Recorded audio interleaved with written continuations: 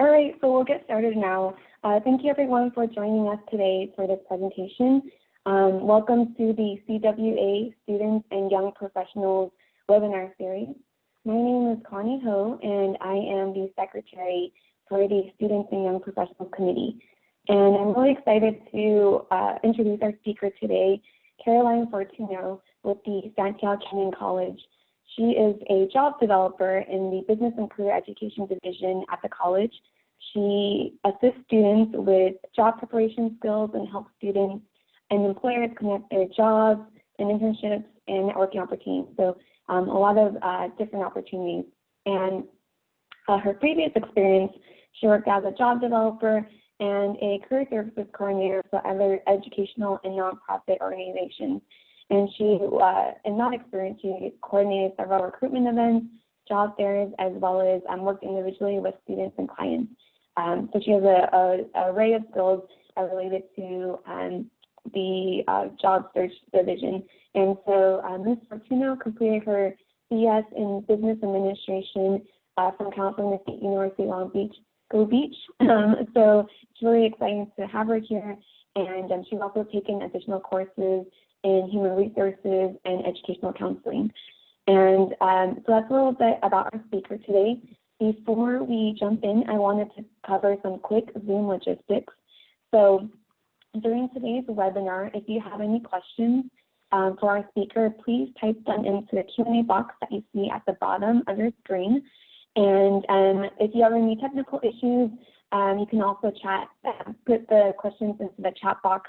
And we have Megan Barrio from CWEA staff who is on hand to help us iron out any technical issues that may occur today. And this webinar is being recorded and will be posted to the CWEA YouTube channel. So we'll have a recording as well. And I just wanted to let you know about some couple of upcoming events. So the CWEA virtual conference and expo is happening next week, October 19th to the 22nd.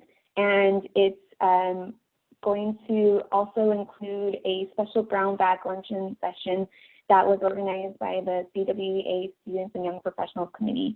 And that session is going to be featuring a diverse group of speakers, and we'll be highlighting how to go about creating a diverse young workforce to go into the water and wastewater industry.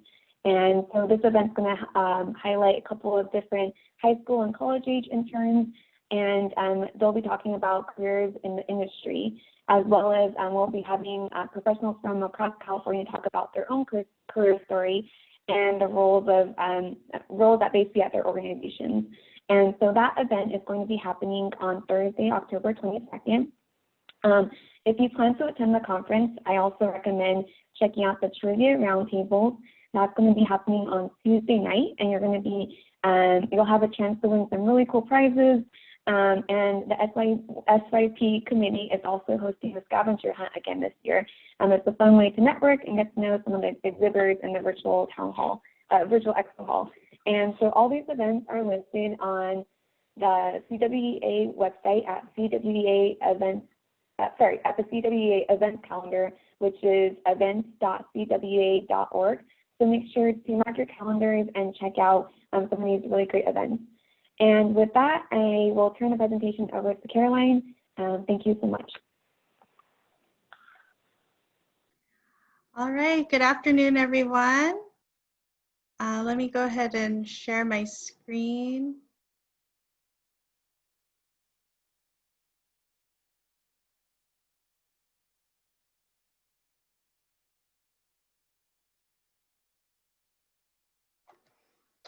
Okay, so yes, good afternoon, everyone.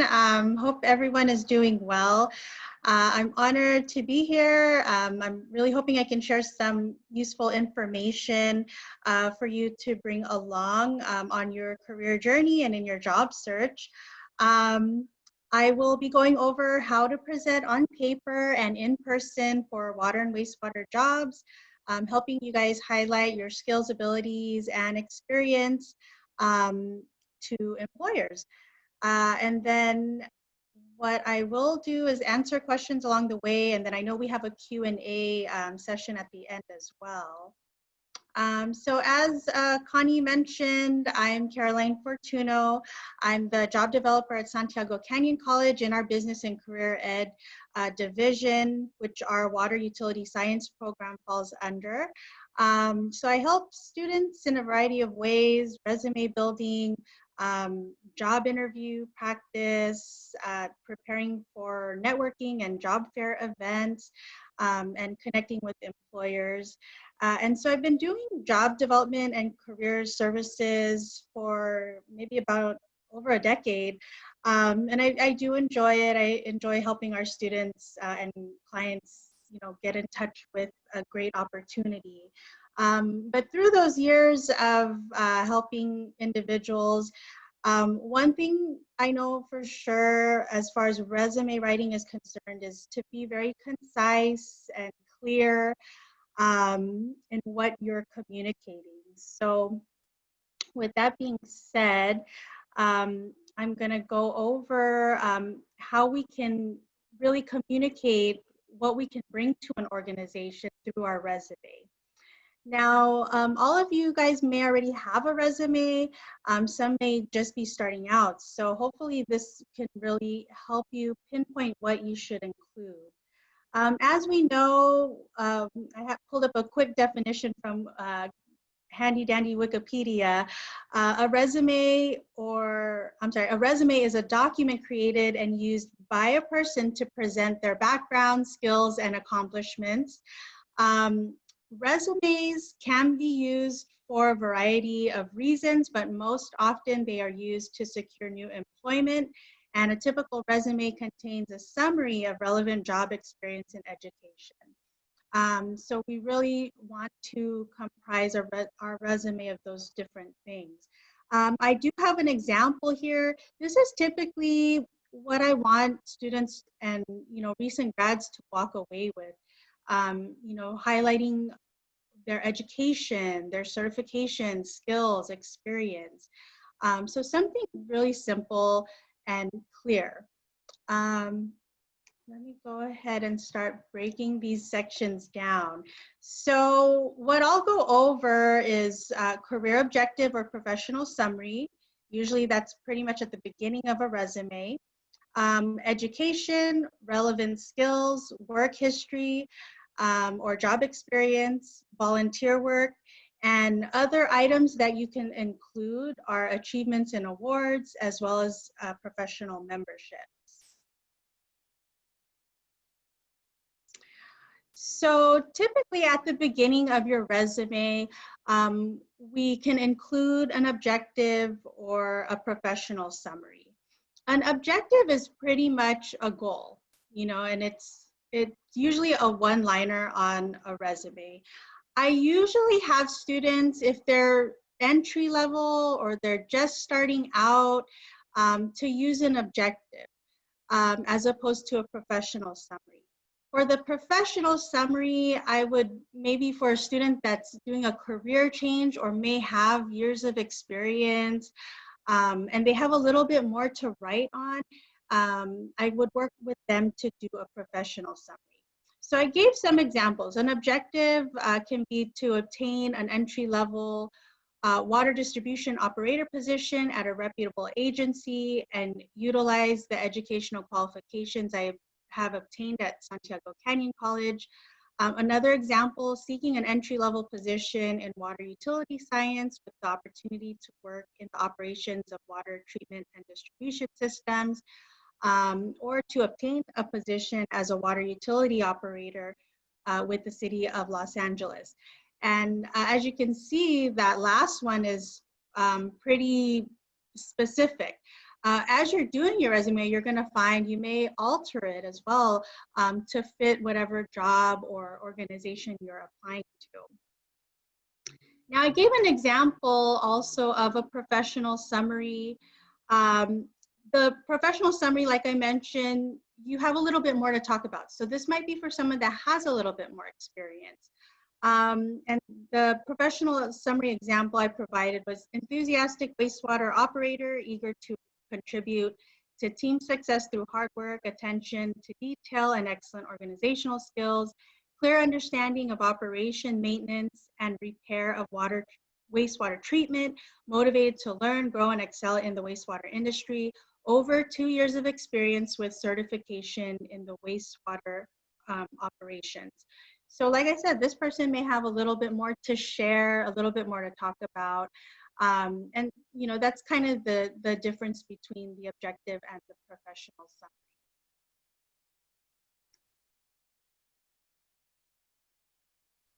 Now, the next portion I usually have students include on their resume is education. So working with current students and recently graduated students, you want to highlight your education, right? Because this is the goal you're working towards. This is your career path that you want to succeed in.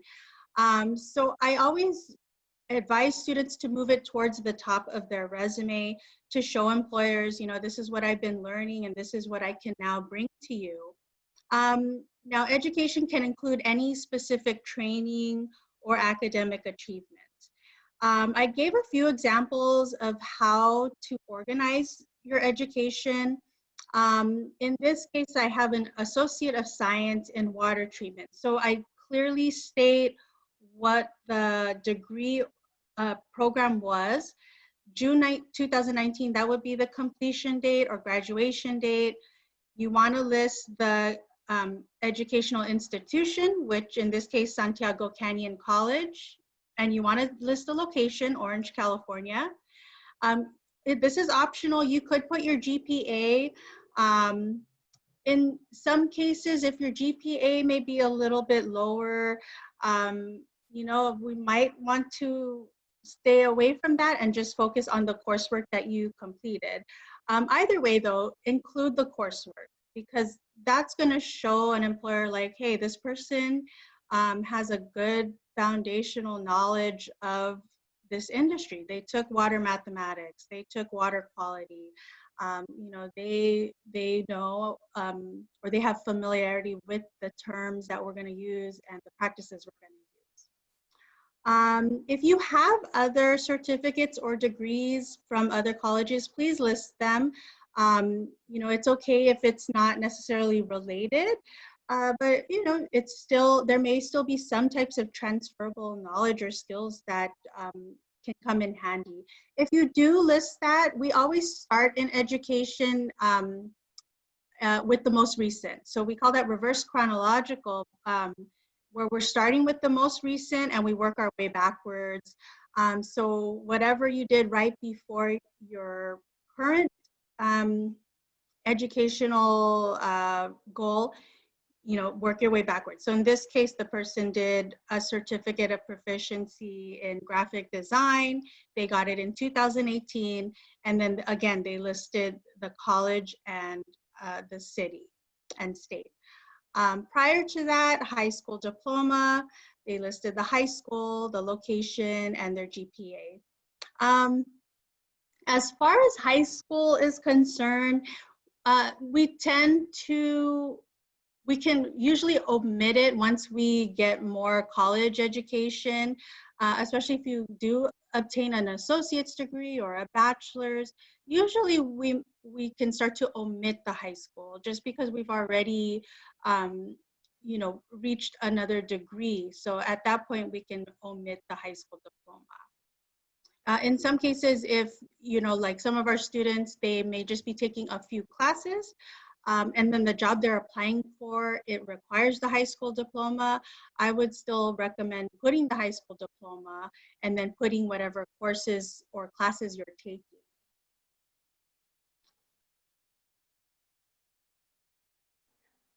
Okay, and then another important section you want to add under education next would be certification. So these are state or national certifications that you obtain.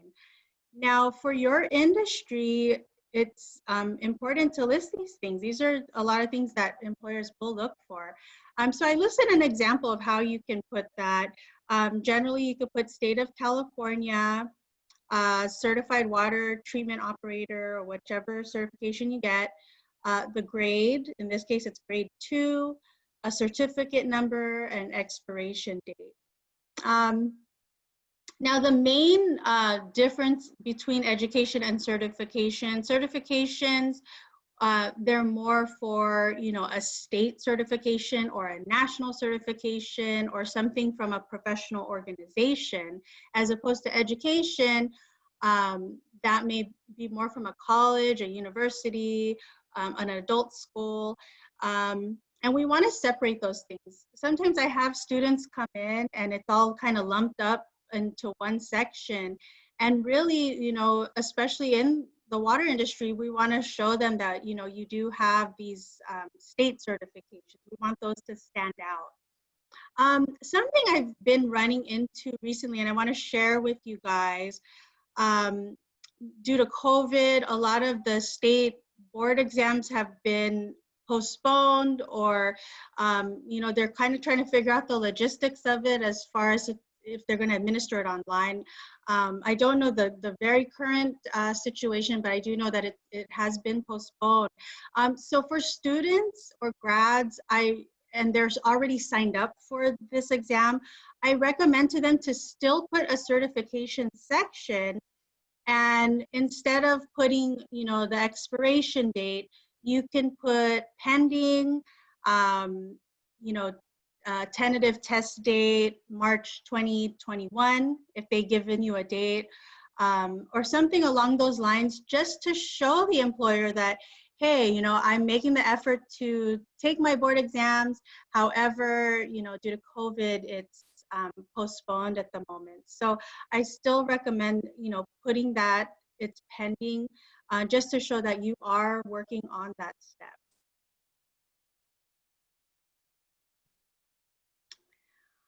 All right, also included in a resume, we want to include a skills section. That's so important. And when we're putting the skills section, we want to use bullet points. This kind of helps the employer. We have to remember an employer may be scanning through resumes. They want to be able to pinpoint things pretty quickly. So bullet points are your friend when it comes to the resume. As far as skills, I always encourage to use a variety of hard skills and soft skills. Now, what are hard skills?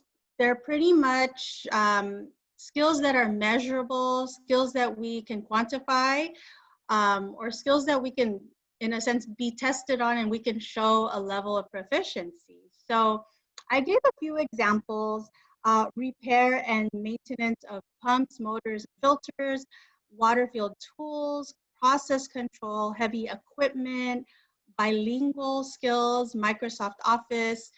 So these are things we can generally show a level, right? If we were tested on it in a sense. So kind of like Microsoft Office. So, for office jobs, you may be tested on Word or Excel, and, it can help an employer see, okay, what level are they at? Are they at a beginner level or an advanced level? So those are what we think of when we think of hard skills: tools, processes, software, hardware, anything of that nature. When we're talking about soft skills, these are more along the lines of maybe our personality or character traits that we can bring to the table, communication, those types of things would be more associated with soft skills. So I provided some examples again, of course, that are work related. So time management, public speaking, customer service, communicate effectively, strong written skills, team player, ability to meet deadlines.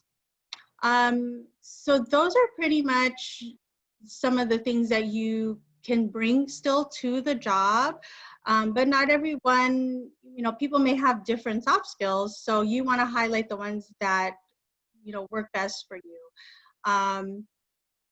Transferable skills. Those can be either hard skills or soft skills, but those are pretty much skills you can bring from one job or one industry to another job or industry. So A good example, you know, I had a student that has been working in retail for many years, and you know, they decided, okay, you know, they heard about the water industry and they knew someone in the field, and they thought that might be a better stable career. So what skills did they have from retail that might be still transferable? Um, you know, you think about it, you're like, well, what is there? You know, retail, you're kind of, you know, it's very heavy customer service or sales goals. You're working inventory and things like that. Um, but, you know, they were a supervisor or a store manager, so they're able to bring some of those leadership skills over. They're able to train other individuals, so they, you know, have that skill to contribute.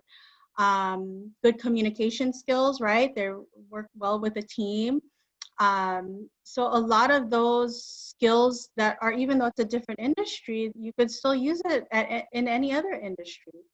So anything like that that you can think of, feel free to add that to your resume.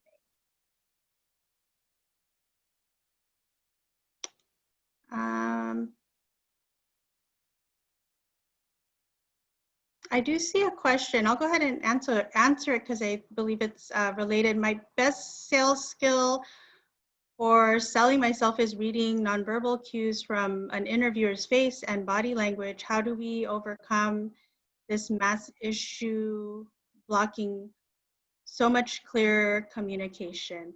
My best sales skill for selling myself is reading nonverbal skills. Overcome this mass issue blocking so much clear communication. I'm not sure if you want to expand. I'm not sure if I understand the question. But you know, putting something like communication skills or nonverbal communication skills in your resume, it's still applicable to a sense, or sales skills. But yes, if you want to kind of expand, I'm not sure if I'm understanding the question too well. Okay.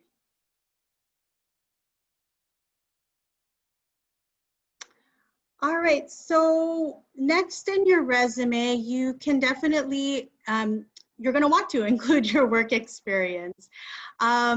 Under work experience, we want to include internship and paid work history. I put an example here. Like I mentioned before, bullet points in a resume, they're your friend. It's easy for the employer or the HR manager or recruiter who's looking at your resume to kind of skim through and see fairly fast and clearly what you've done before, what you've achieved. I do at times get resumes when I'm working with our students, and you know, I get a large block of information under experience, and it's almost in a paragraph format. It's really a lot to look through. So you want to break those up into bullet points, definitely.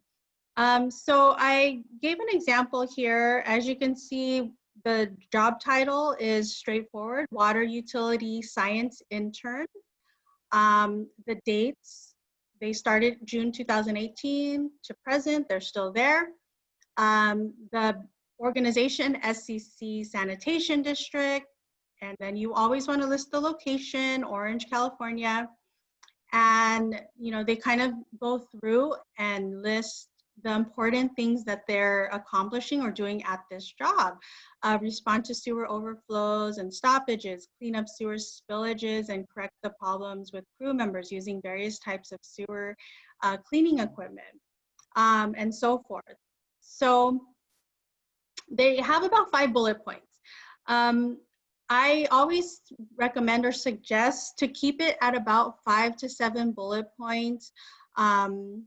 Like I said, we don't want it to be too lengthy, and we really want to highlight what's most important. Anything more than that, I would say is okay. I had a student that was at a job for maybe 20 years, and you know, they got laid off. when they came to me, you know, this is kind of like a new industry for them, right, that they're entering. So on their resume, because they were at their job for about 20 years, you know, it was okay. It was kind of okay for them to put maybe about 10 bullet points because they accomplished so much within those 2 decades, right?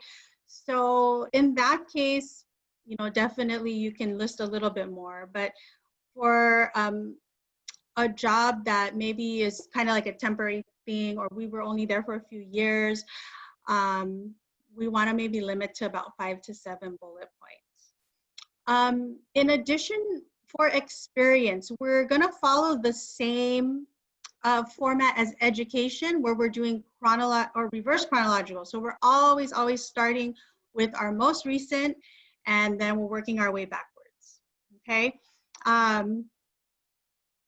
Another thing I wanted to bring up as far as experience is concerned, some individuals, they may have been at different jobs over the years, and what I recommend, if they've had more than 10 years experience, they've been at a few different jobs, anything prior to the 10 years, it might be a good idea to go ahead and omit, you know, the previous jobs. Just because for a rule of thumb, we go back about 10 years. You know, a lot of times things change pretty rapidly as far as like technology is concerned, and you know, things of that nature. So a good rule of thumb is to put about 10 years of experience. The other person that I worked with, though, they were with the same company for the, you know, 20 years, so they can definitely list that. But if you, like I said, if you've been with multiple companies or temporary things, you know, keep it within that 10-year frame. I also listed a helpful website here, onetonline.org. This is pretty much a federal database by U.S. Department of Labor. It's very helpful. Sometimes I know it can be hard to put into words what were you doing at that job, right? If you don't have your job description to refer back to, or you know, you're just kind of stuck in, well, how do I type up my job duties or my achievements? You can use onetonline.org. Pretty much you just type in any job or occupation, and it lists a variety of tasks that are usually associated with that job. And I always give that to students to help them brainstorm. If they're kind of like, you know, let's say I have a student and they came in, they work as an office clerk or on campus, and they're just like, well, I file, you know, and I'm like, well, I know you've probably done more than that. So a lot of times we'll hop on this website together and kind of review some of the tasks listed for an office clerk and say, okay, was this something you've done? And then we figure out a way to reword it so it sounds a little bit more personal from them. So check out that website. It's a good resource to refer back to if you need help kind of wording your job tasks for your work experience.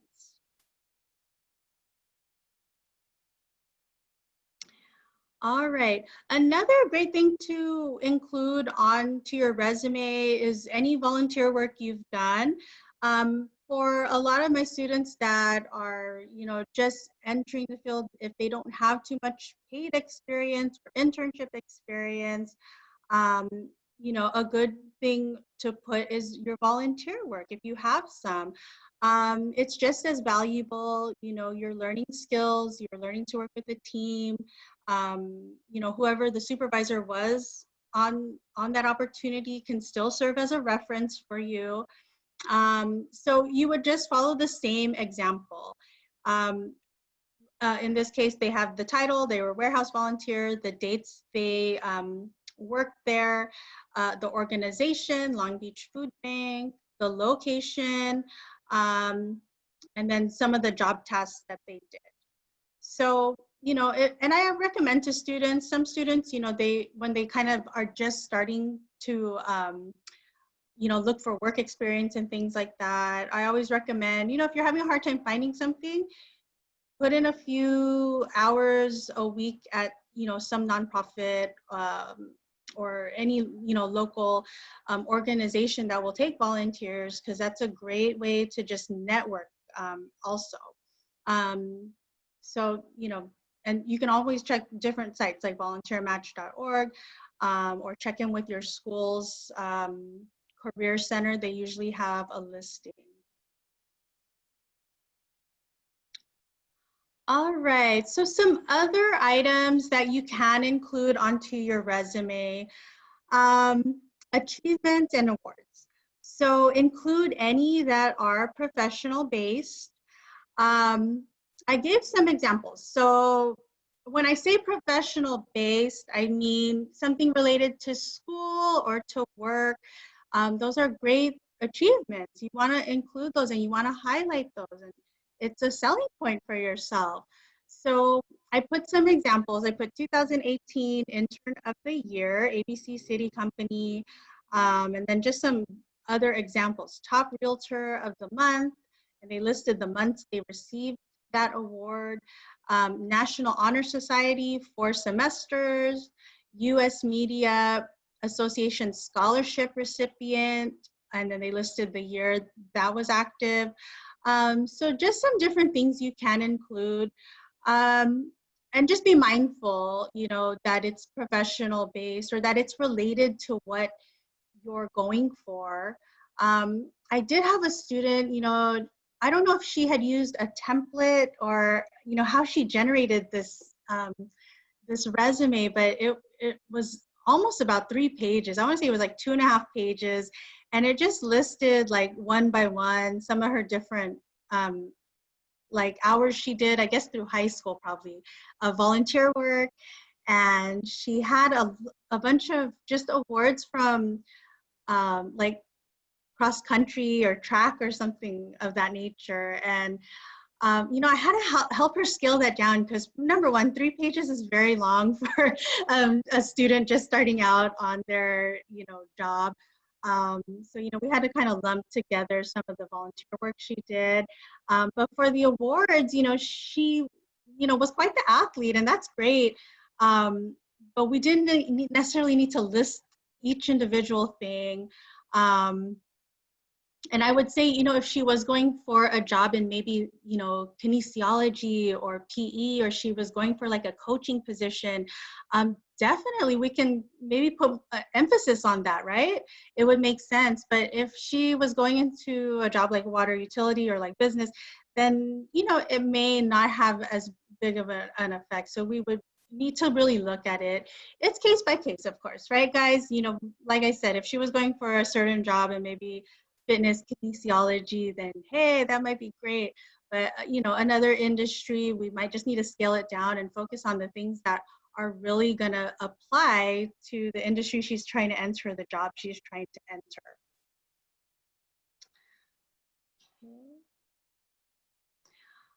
Another item we can definitely add to our resume is professional memberships or affiliations. You can include memberships to professional associations, just like CWEA. So I put some examples. If you guys are current members, which I believe you guys are all, you can put that you're part of the students and young professionals of CWEA. I threw out a few other just examples: membership in American School Counselor Association. You can also list it a little bit more in detail. I put 2016 to 2018 Public Health Association at UC Irvine, and this person was a member, and they kind of described what they did. So let's say you're in a professional organization or member, and let's say you serve on the board. You may want to include like, hey, I'm serving on the board. I serve as the vice president of this student organization. That's, those are great things to highlight on your resume because it's showing a number of things. It's showing your involvement. It's showing, your strong interest in, that industry. You guys right now, being part of CWEA, that really shows your interest in the industry and that you're keeping up with the current trends, So definitely add these things to your resume if they apply to you and if you have these memberships. Okay.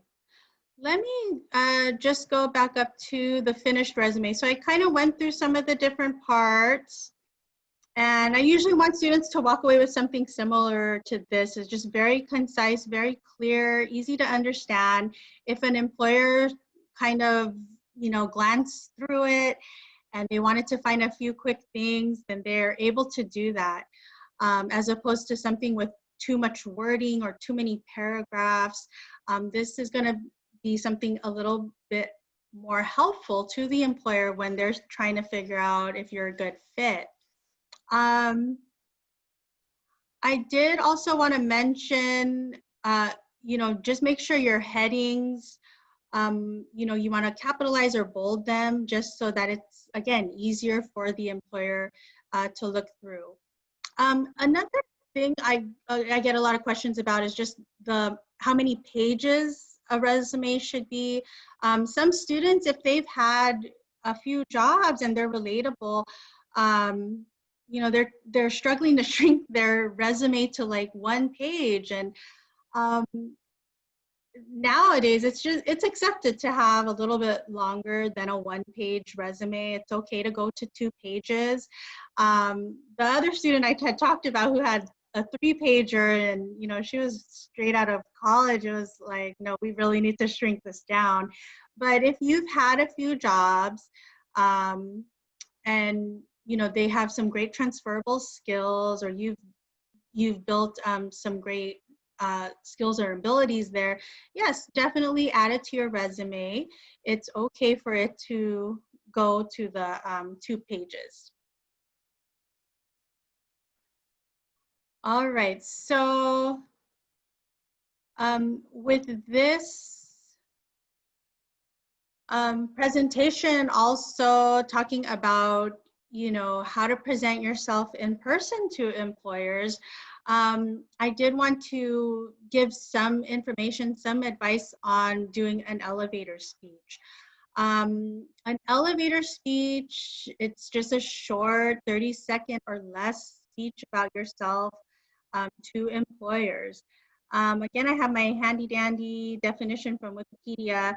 An elevator pitch, elevator speech, or elevator statement is a short description of an idea, product, or company that explains the concept in a way such that any listener can understand it in a short period of time.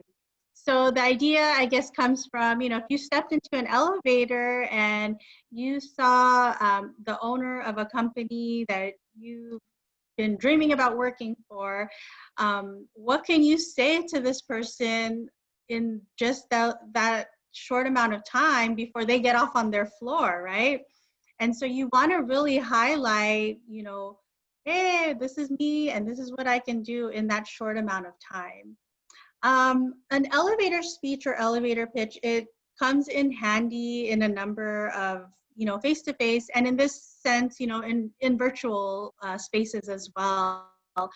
So where to use an elevator speech? Typically, when we have, at our school, we have about 2 career fairs for our water and public works programs twice a year, so each semester. And the time leading up to that, I have a lot of students coming in like, what do I do when I go? Or like, what do I say? So that's definitely a common place to use an elevator speech is at the job fair.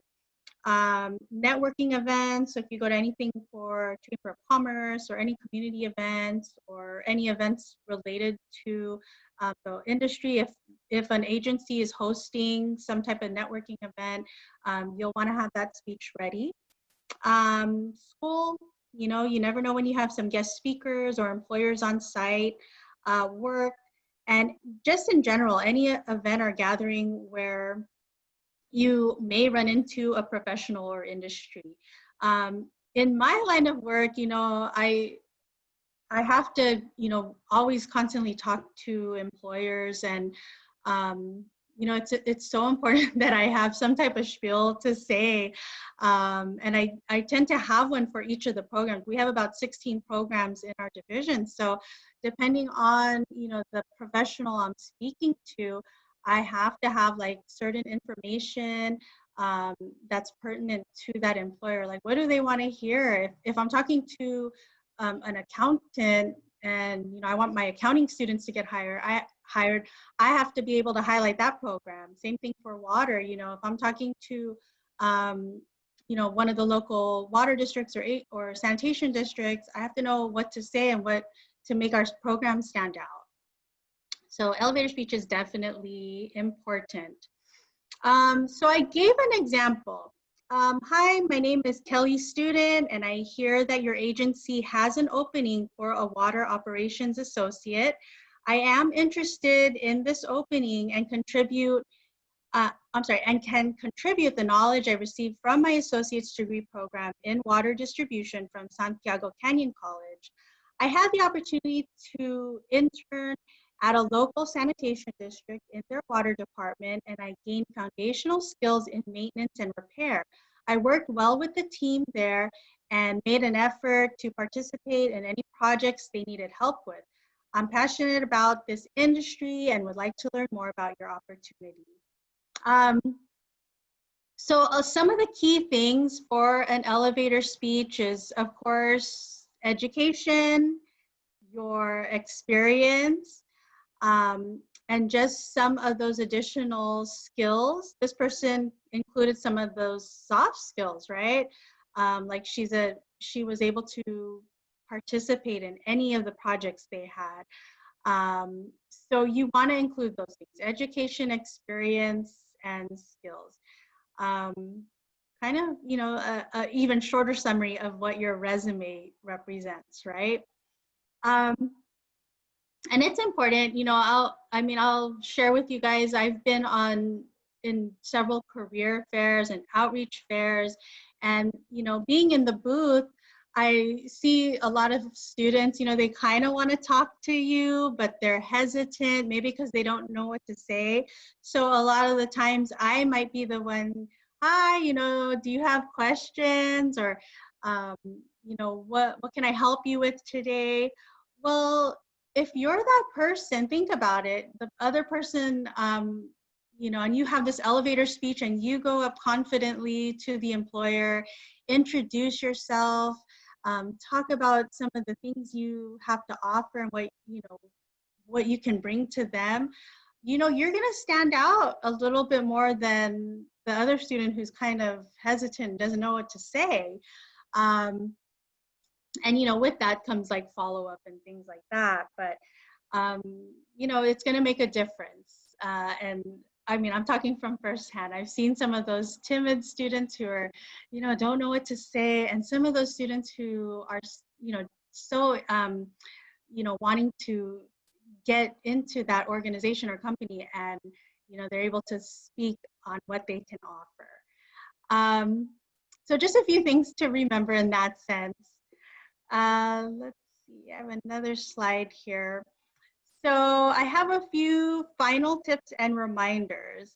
You know, some of these are just kind of common sense, but, you know, like, you know, checking for grammatical or spelling errors on your resume.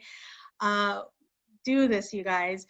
I have students who I work with initially on their resume, and I kind of have to pound it in their head.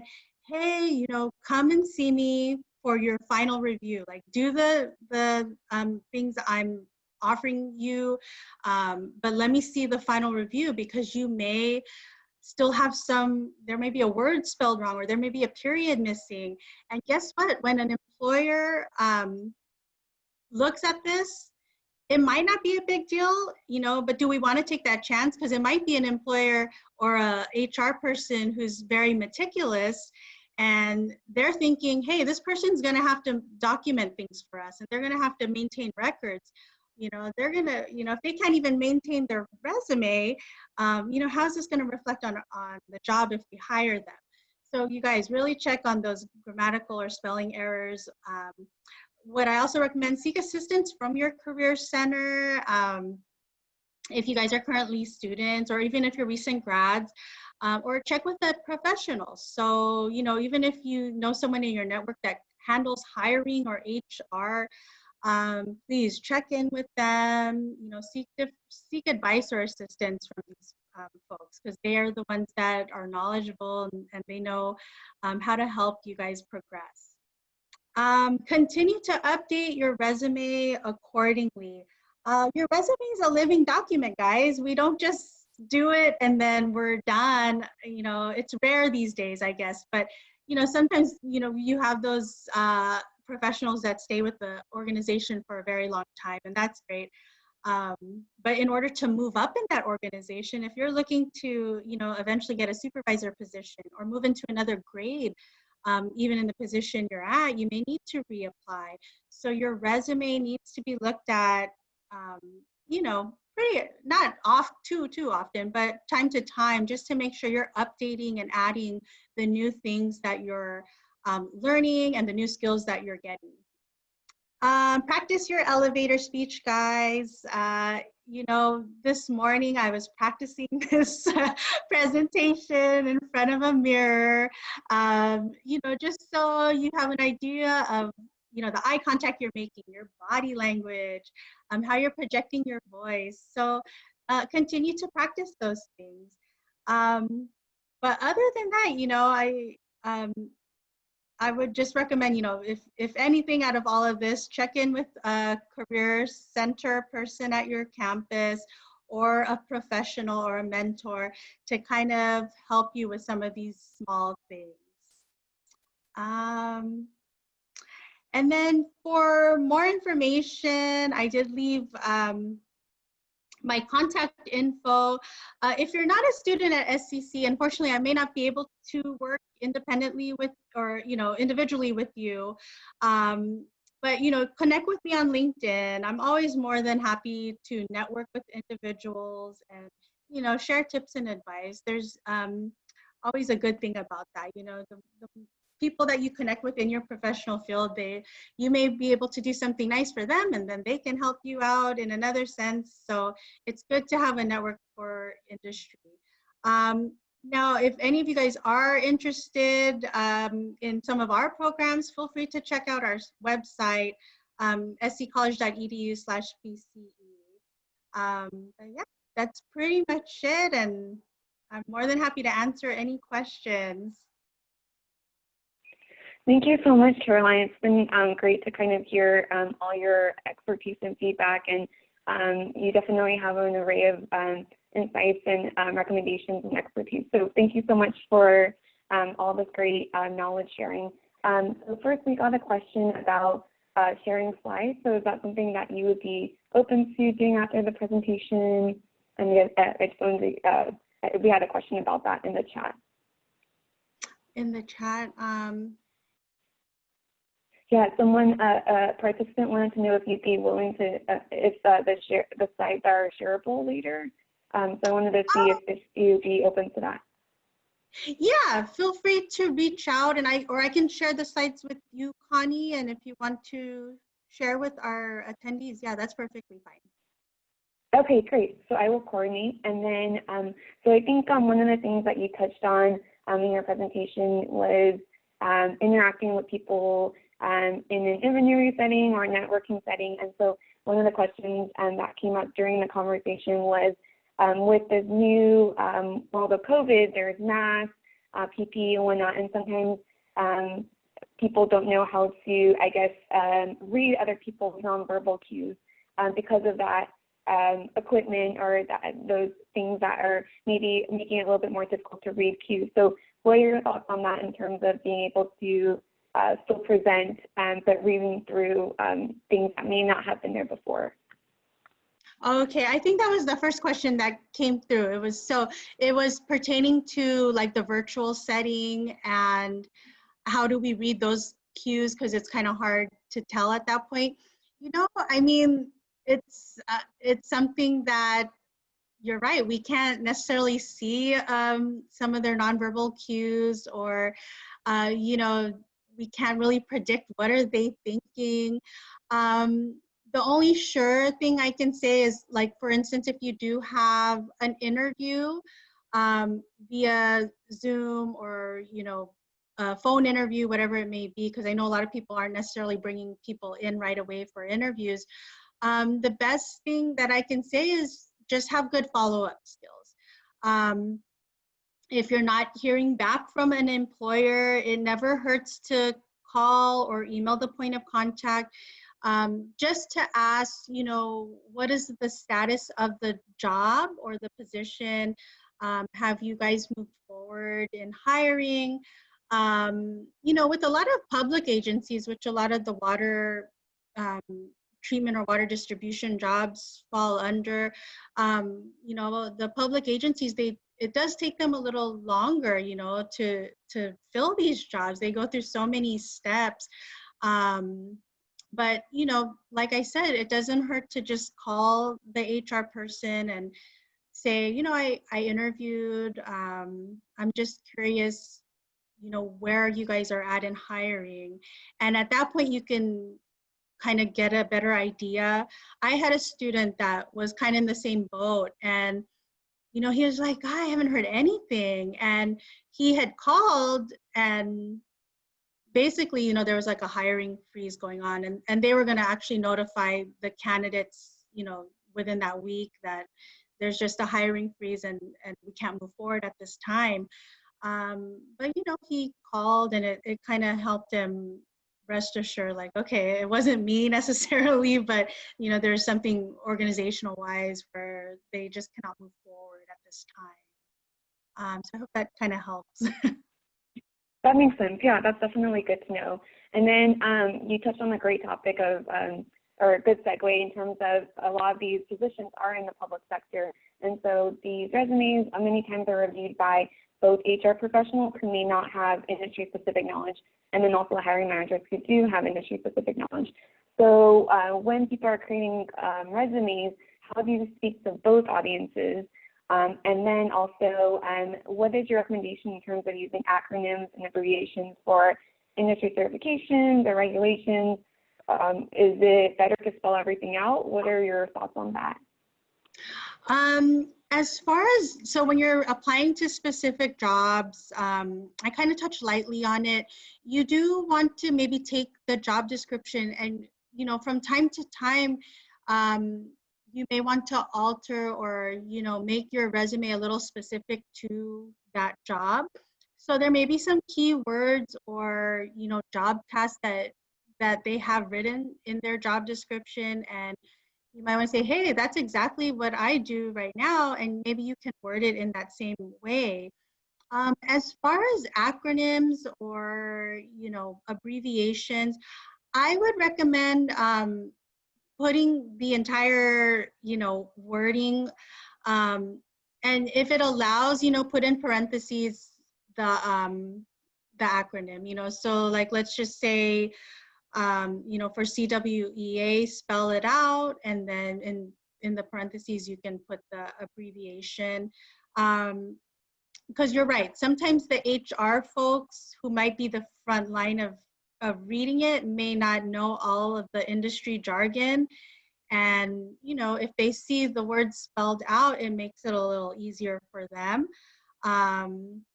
So, it may take a little bit more time. I know these applications and such can be timely, but, it's part of the job search. We just want to make it easier for the employer to understand.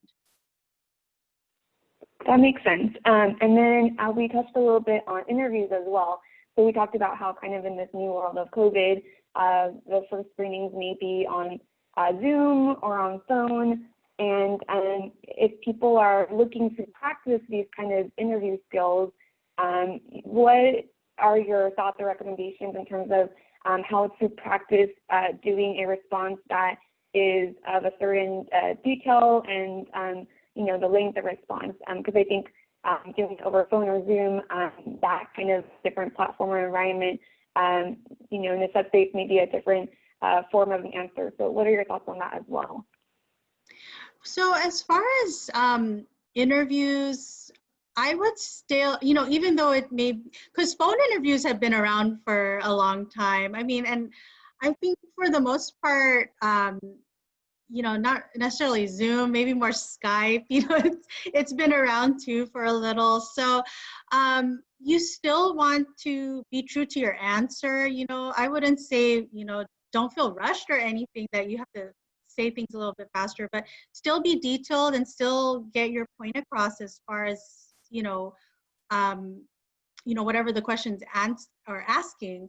Um, you know, you want to always go back to the basics. Have a set of, just basic interview questions. Tell me about yourself. What are your strengths? What are your weaknesses? And have kind of a script written out. And you're not necessarily going to talk off that script and read it word for word, but this helps you generate ideas on what you're going to say. Having a question like, what are your strengths? The employer might ask it a little differently, like, what can you bring to this organization that another candidate cannot? But it's still pretty much asking the same thing. Well, what are your strengths? So as long as you have that noted and mapped out and written out, you should be able to still answer, those questions the same way in person that you would on the phone or through Zoom. Yeah, that makes sense. That's a really good recommendation. And then, yeah, I think it's important, like you said, to kind of have that conversation, that two-way dialogue. And as people are prepping for those interviews and resumes, there are a variety of candidates from diverse backgrounds. And for candidates who maybe have more years in terms of being older when they're looking for a position, what are your thoughts on the years on their resume or maybe work experience, trying to craft a resume that will highlight their strengths? Sorry, can you repeat the last part, Connie? Yeah, so in terms of creating a resume for older candidates, what are your thoughts on years on resume or work experience? What's the best way to highlight that kind of information? Well, so for candidates that have had several years of experience, I kind of touch base on that. If you can go back about 10 years on your resume, that's probably ideal. Because like I said, anything prior to 10 years, so much has probably changed within that decade as far as technology goes, just, processes, laws, anything like that related to the industry. So going back the 10 years might be a good idea. For the education portion, including the years, a lot of people tend to remove the year they graduated from college. Maybe after the 10 years, it's kind of a known practice to remove the year you graduated as well. You can indicate that you graduated, but you don't necessarily need to put the year if it has been longer than a decade. So I hope that helps. Like I always say, it is kind of case by case, because if a person, and I have a lot of those students that might have been with a company for 20 plus years and the company closed down, so there's a massive layoff, we don't want to just put they were there 10 years, because then now we're kind of not telling the full truth. But if they were there for 20 years, then we can indicate that. But like I said, if someone was at, multiple companies throughout the 20 years, then we can probably stick to the most recent 10 years. Okay, that sounds good. That's a really good tip.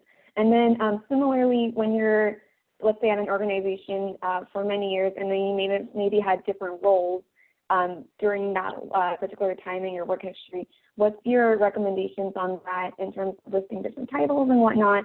What's some best practices you've seen? Yes, so that's a great question. If you've been with an organization for several years and you've managed to move up or have different roles in the organization, I would recommend starting off with the organization name. So let's just say Orange County Sanitation District. And then under that, you want to still follow that same reverse chronological. So still start with the most recent and work your way backwards. So let's say under Orange County Sanitation District, you were an operator's supervisor, and you started that role in June, 2015 to now. And then list again those maybe 5 to 7 bullet points. We don't want to go too long. And then after that, what was the job right before that? Was it like an operator 4?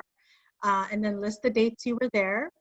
List those 5 to 7 significant bullet points.